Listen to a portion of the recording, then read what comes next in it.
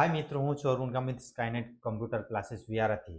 ચાલો આજે આપણે જોઈ લઈએ કે આરટીઈ ના ફોર્મ માટે સેલ્ફ ડિક્લેરેશન ક્યાંથી ડાઉનલોડ કરવું। તો સૌથી પહેલા આપણે આવી ગઈએ બ્રાઉઝરમાં, અહીં સર્ચ કરશું આરટીઈ અને ટાઈપ કરી એન્ટર આપી દઈએ। સૌથી ફર્સ્ટ આવે છે, સૌથી ઉપર આવે છે આરટી હોમ પેજ, એના પર ક્લિક કરી દઈએ।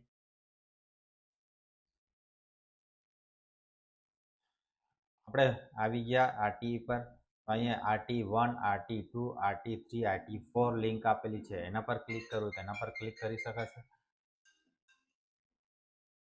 ત્યાર પછી આપણે એને ક્લોઝ કરી દઈએ। ક્લોઝ કરીને આપણે નીચે જતા રહીશું।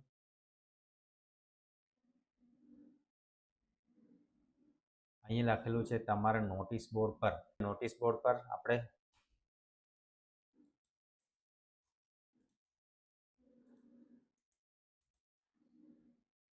સૌથી પહેલા આપણે બ્રાઉઝરને ઓપન કરી લઈએ। બ્રાઉઝરમાં લખશું આરટીઈ, એન્ટર આપી દો। ત્યાર પછી સૌથી પહેલા જ ઉપર આવી જાય રાઇટ ટુ એજ્યુકેશન, એના પર ક્લિક કરી દઈએ। પછી અહીંયા અગત્યની સૂચના છે, અહીંયા RTE1, RTE2, RT3 અને RT4 ચાર લિંક આપેલી છે, જેમાં તમારે ફોર્મ ભરવાનું હશે તે ભરી શકાશે। આપણે આગળના વિડીયોમાં રાખેલું છે, એમાં તમે જોઈ શકાશે કઈ રીતના ફોર્મ ભરી શકો છો। એને આપણે ક્લોઝ કરી દઈએ। આપણું સ્ક્રોલર ડાઉન કરીને નીચે જતા રહીએ।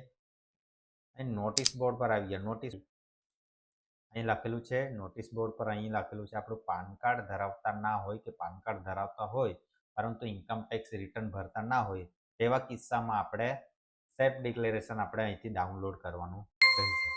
સેલ્ફ ડિક્લેરેશન ડાઉનલોડ કરી પ્રિન્ટ લઈ શકાશે। જે બી પ્રકારનું અહીં આવકવેરાને પાત્ર આવક ના થતી હોવા અંગેનું સેલ્ફ ડિક્લેરેશન સ્વઘોષણાપત્ર, એમાં જે બી સૂચના પ્રમાણે ભરીને આને આપણે અપલોડ કરવાનું રહેશે। Thank you.